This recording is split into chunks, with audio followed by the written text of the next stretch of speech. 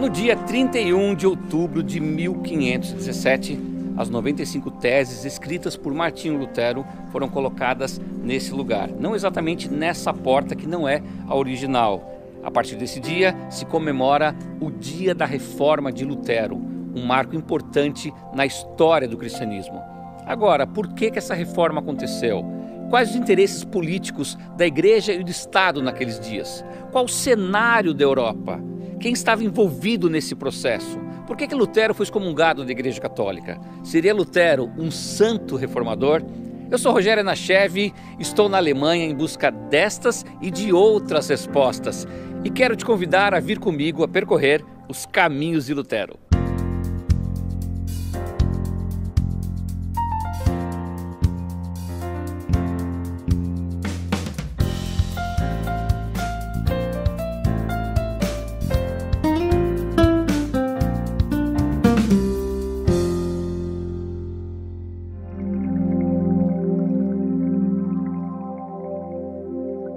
Um professor meu dizia que um texto fora do contexto é um pretexto para várias interpretações. Por isso, entender a Europa da época de Lutero é muito importante para que possamos compreender a sua reforma. Eu vou dividir a história em vários tópicos para facilitar o nosso entendimento. No campo geográfico, a Alemanha não existia naquela época. O que tínhamos na Europa eram centenas de pequenos reinos, principados, ducados e condados, dominados por vários impérios, e nessa região estava o Sacro Império Romano da nação germânica, como os alemães preferem chamá-lo. Na época de Lutero, o imperador era eleito pelo voto dos príncipes eleitores, que durante o império variavam de 6 a 10, e o imperador só tomaria posse após ser ungido pelo Papa, o que mostrava que no campo político havia uma grande relação de poder entre o Estado e a Igreja. No campo religioso, a Igreja era quem interpretava a Bíblia. As missas eram feitas em latim com o padre de costas, e a instituição Igreja Católica estava envolvida com 3 grandes preocupações: as indulgências, as santas relíquias e a venda de cargos para os nobres.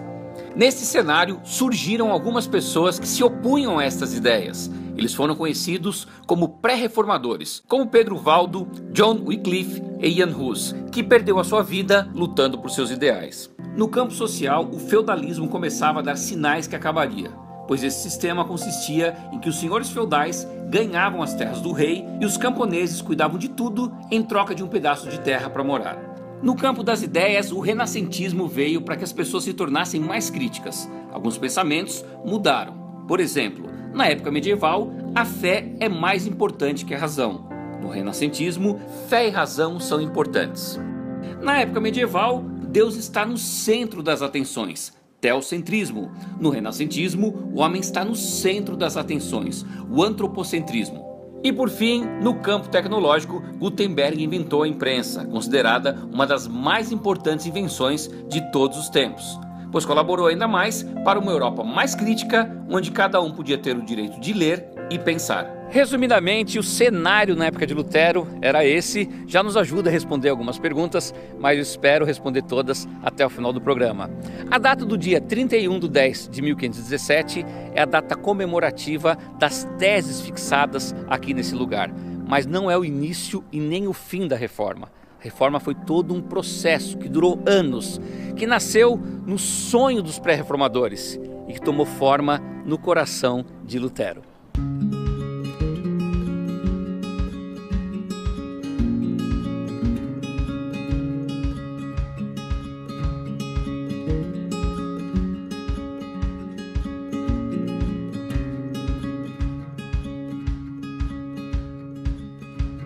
Nosso caminhar pela vida de Lutero começa na cidade de Eisleben, onde no dia 14 de novembro de 1483 ele nasce e recebe o nome de Martin Luther. Ao que nos conta a história, Lutero teve uma educação muito rígida com seus pais Hans Luther e Margaret Lindemann. A casa de Lutero está um pouco diferente desde a época que ele nasceu, principalmente a parte interna, que já não guarda mais os objetos ou os móveis da família. A parte externa está praticamente intacta. Hoje esse lugar é um museu com uma exposição permanente. Logo no dia seguinte do seu nascimento, Lutero é levado a poucos passos daqui na igreja de São Pedro e São Paulo, onde é batizado. Antes de visitar a igreja, nós vamos entrar no museu e ver uma peça diferente relacionada à reforma.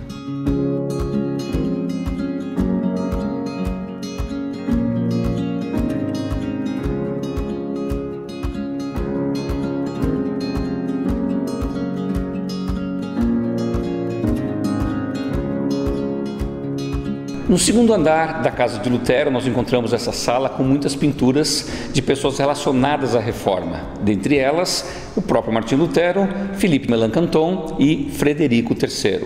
No final da sala eu encontro a escultura de um cisne. Agora, o que tem a ver um cisne com a história de Lutero ou a história da reforma?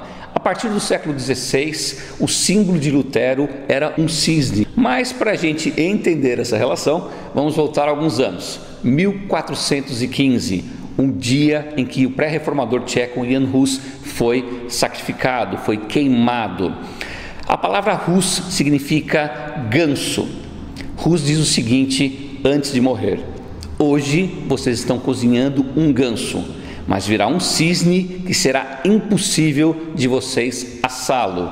Dentro do coração de Jan Hus já existia o sonho de que nasceria um grande reformador. Nesta exposição na casa de Lutero, encontramos muitos documentos e escritos originais, impressos e de próprio punho de Lutero e seu fiel amigo Philippe Melanchthon.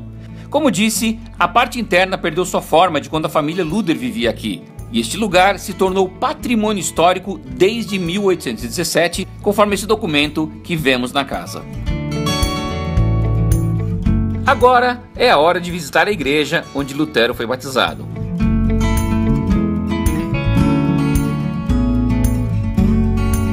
Muitas coisas mudaram desde a época de Lutero, mas a pia batismal guarda ainda um pedaço original de quando Lutero foi batizado.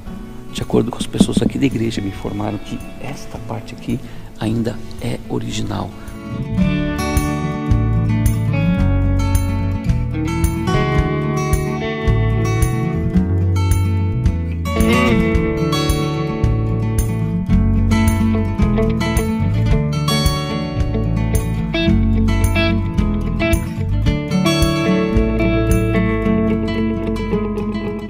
Agora, o fato é que essa igreja é a única no mundo que eu conheço, pelo menos, que tem 2 lugares para as pessoas serem batizadas. Eles podem optar tanto pela aspersão como pela imersão. Quando Lutero tinha apenas 1 ano de idade, os seus pais resolveram mudar de Eisleben para Mansfeld, para onde eu estou indo agora. A família de Lutero chega a Mansfeld sem muitas posses. Seu pai começa a trabalhar com mineração de cobre, profissão que teve até o final da sua vida. Essa foi a casa onde a família se estabeleceu e Lutero viveu neste lugar por 12 anos. Aqui Lutero experimentou uma educação muito rígida dos seus pais, que sempre o educaram conservadoramente dentro dos preceitos da religião.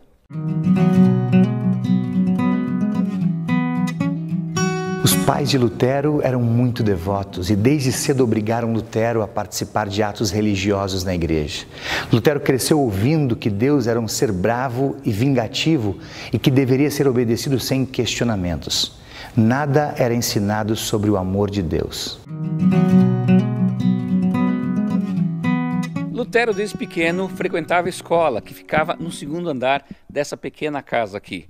Ele atravessava a rua e vinha frequentar esta igreja. Aqui ele participava das aulas de canto da comunidade. As pessoas gostam de dizer que Lutero deu seus primeiros passos dentro de uma igreja aqui na cidade de Mansfeld. O maior medo de Hans Luder era que Lutero seguisse sua profissão de minerador. Por isso Lutero saiu de Mansfeld aos 12 anos para estudar em Magdeburg. Porém, ali ficou somente um ano, pois passou muitas dificuldades, tendo que pedir esmolas para se alimentar. Por isso seus pais o transferiram para Eisenach.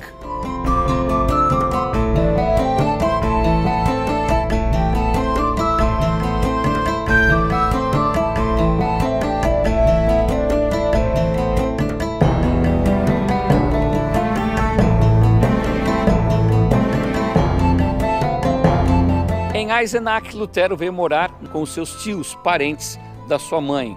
Infelizmente, passou muitas necessidades por aqui. Tinha que sair à rua pedindo por sua própria comida. Até que foi acolhido por uma senhora chamada Úrsula Cotta. Essa mulher tinha muitas condições, muitas posses, trouxe ele para morar com ela nessa casa e deu toda a estrutura para Lutero estudar. O pai de Lutero prosperou e não queria nem de perto que Lutero tivesse a sua vida, uma vida de minerador. Por isso investiu nos estudos e enviou Lutero dessa cidade até Erfurt.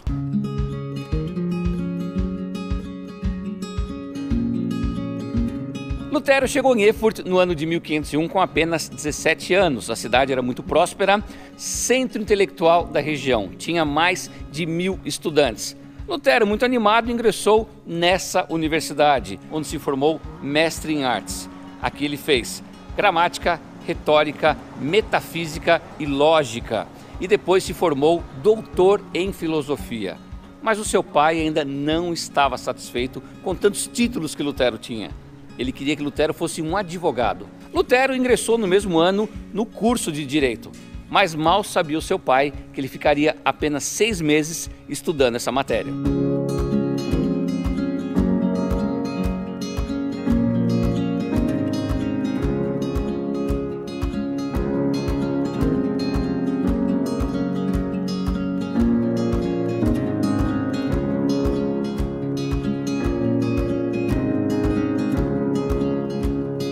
A razão de Lutero ter deixado seus estudos da Faculdade de Direito tem a ver com esse lugar, o Mosteiro Agostiniano. Lutero tinha algumas questões muito importantes para serem resolvidas dentro de si, muitos medos. O seu maior medo era o da morte. A situação se agravou quando Lutero estava retornando da casa dos seus pais em Mansfeld. Era o dia 2 de julho de 1505. No caminho, a cerca de 10 quilômetros aqui da cidade, começa uma enorme, forte tempestade. Lutero não tinha para onde correr, não havia abrigo. Chuva, trovões e raios era o que cercava Lutero naquele momento. Com muito medo da morte, Lutero se ajoelha e faz uma oração para Santana, a mãe da Virgem Maria. Santana, se você me salvar, eu me tornarei um monge. Sua oração foi ouvida. No dia 17 de julho de 1505, Lutero entra nesse convento. Não existe nenhum registro histórico de que esse relato realmente tenha acontecido. Algumas pessoas acham que Lutero quis convencer o seu pai, provar que ele tinha que sair do curso de Direito e entrar no mosteiro. Afinal, sua oração foi para Santana, a padroeira dos mineradores, profissão do seu pai. Mas o seu pai não ficou nada satisfeito com isso, e muito menos os seus amigos. Mas Lutero não hesitou, entrou no mosteiro.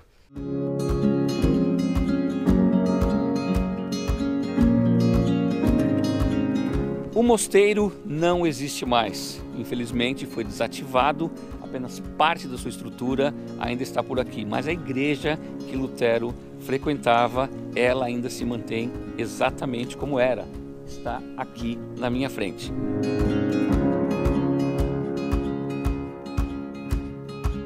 During Reformation times, they dissolved this monastery.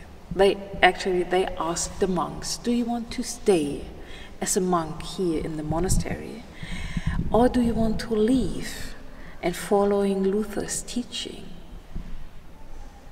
Most of them left immediately. And then they were really poor because they were beggar monks, Augustinian hermits. They were not allowed to have own money as monks and own possessions. So after leaving, a lot of them married. Actually, they married rich widows. And even the prior here from this monastery, Johannes Lang, he married an older rich widow. So What the people noticed on the street was the monks and even the nuns left monasteries and nunneries, and the world exists like before. And then they married, and the world exists like before. And maybe they're getting children without horns or something like this. Normal children, and the world exists like before. It was not the way the Pope said before.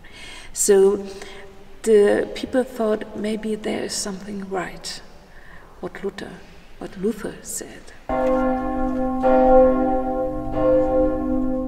Mas os primeiros anos de Lutero aqui no mosteiro não foram nada fáceis, porque a ordem agostiniana era muito severa. The Augustinian order was, in the time of Luther, very, very strict, especially this monastery here. They had to wake up 12 o'clock midnight and then praying hours here in the church 7 times a day, 7 days a week, and so on, without a day off, without holidays or so. And they had a lot of rules here. You have to learn it during novitiation time, the first year. For example, it was not allowed to laugh. It was not allowed to bring somebody to laugh. You don't had the right to speak with another monk in his cell, or they couldn't lock the cell, or they were not allowed to speak with each other during meal, something else. So, like Luther, he was chosen to be a student here in General Study School. He studied theology. When he studied 2 o'clock or 3 o'clock in the morning, then maybe they were tired and maybe they slept over books. Of course, this was not allowed. Every Friday, the monks met in the chapter's room, and this was the place to open confession. They had to confess what they did wrong. So then he had to confess, I slept over the books. But in the case he forgot, maybe another monk saw it, then the other monk had to confess that he slept, and so on. It was very, very strict order.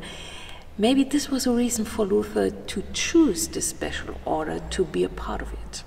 We do not know why he chose this Augustinian hermits. We had Benedictines, Dominicans, Franciscans, and so on, all orders here in town, but he chose the Augustinian hermits.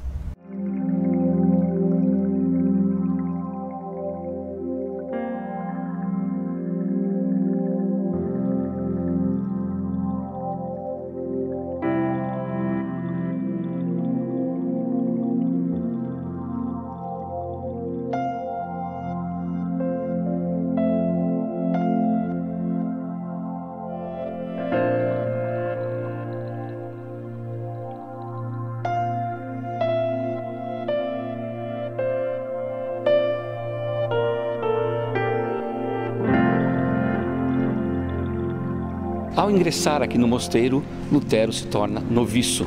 Sua cerimônia acontece exatamente neste lugar.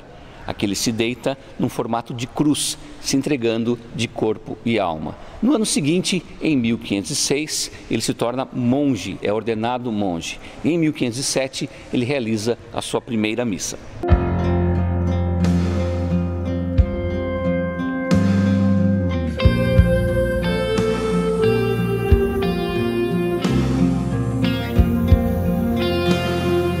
Alguns estudiosos dizem que Lutero sentou nesse lugar antes de fazer a sua primeira missa. Foi neste mosteiro que Lutero começou a ter mais contato com as Sagradas Escrituras. Até então, ele e a grande maioria das pessoas pensavam que a Bíblia toda se limitava aos pequenos textos que os sacerdotes liam todos os domingos na missa. As pessoas não tinham ideia que era um livro muito maior. Lutero desenvolve um hábito de leitura diária desse livro. E conforme ele foi desenvolvendo só a leitura da Bíblia, mais ele foi se aprofundando com as suas novas ideias. Lutero era muito querido na cidade, tanto que saía por aí todos os dias pedindo esmolas, alimentos para a igreja. Trabalhou até como coveiro aqui no mosteiro. Aqui começou a construir o seu caráter de reformador. Foi aqui que nasceram as primeiras sementes da reforma.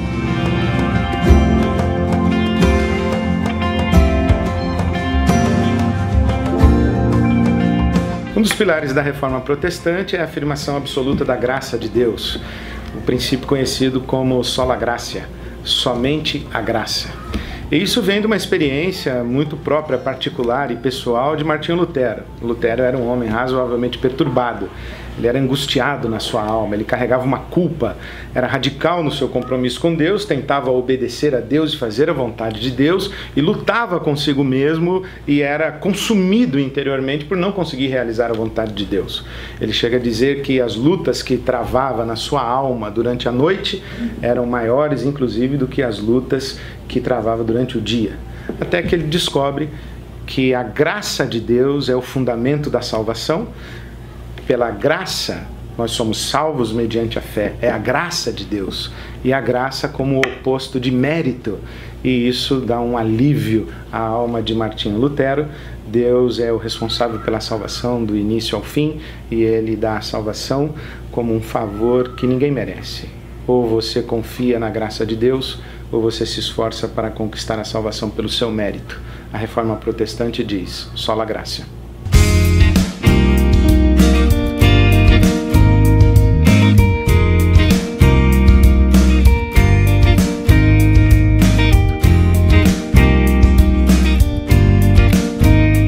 A ordem de Lutero era muito rigorosa e severa, mas não por isso era menos rica. Tinha bons patrimônios, incluindo uma cervejaria desde o ano 1328. Peraí, parece um pouco incoerente essa história, né? Na realidade, a cerveja sempre foi algo muito importante para os monges, era considerado como o pão líquido. Vamos pensar que na Idade Média a água não era potável, era muito difícil você encontrar água de boa qualidade. Por isso que o líquido que eles sempre bebiam era a cerveja.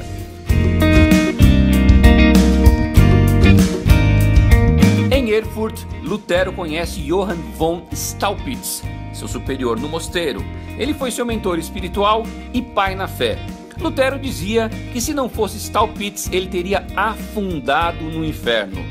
Staupitz foi o maior incentivador para que Lutero fosse estudar e lecionar em Wittenberg. E foi assim que Lutero termina uma fase importante da sua vida em Erfurt e se dirige para Wittenberg, onde ali começam suas maiores divergências com a igreja. Mas será que Lutero queria mesmo romper com a igreja? A reforma é um tema central na vida da igreja. Tem um dito que diz, Ecclesia reformata semper reformanda, que a igreja que se reformou ela continua sempre com a incumbência de se reformar a cada momento. E essa reforma que se pedia era uma reforma in capite, na cabeça, et in membris, e nos membros da igreja, que se queria dizer que o povo fiel tinha que se reformar de costumes que não eram adequados aos costumes cristãos, mas sobretudo a cabeça da igreja, que tinha realmente entrado num período muito infeliz, não só o Papa, mas também bispos. Então esse clamor da reforma era um clamor geral na cristandade. E quem puxou o fio da reforma, os primeiros foi Francisco de Assis, com a questão da pobreza, atender os pobres, viver pobremente, não ter propriedades, então podia questionar a riqueza na igreja. Depois teve na Inglaterra, com Wycliffe, um grande clamor para ter o povo acesso à palavra de Deus. Wycliffe traduziu a Bíblia para o inglês, tem reforma, uma igreja mais local, menos subordinado a Roma, a mesma coisa na Boêmia com Hus, que pedia liturgia na língua vulgar, pedia menos riqueza na igreja.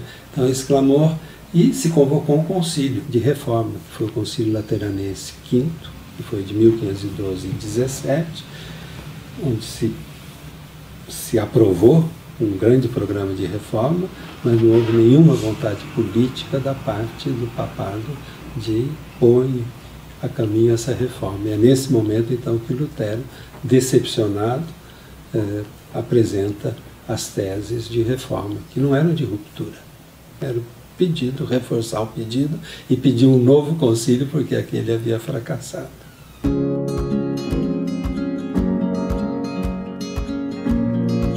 Quanta história já aprendemos sobre Lutero e estamos apenas no começo.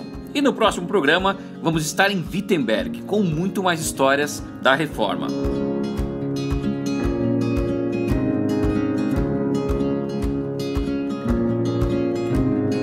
Então, se você gostou do vídeo, deixa sua curtida, seu comentário e compartilha ele com os amigos no YouTube, no Facebook, enfim, em todas as suas redes sociais.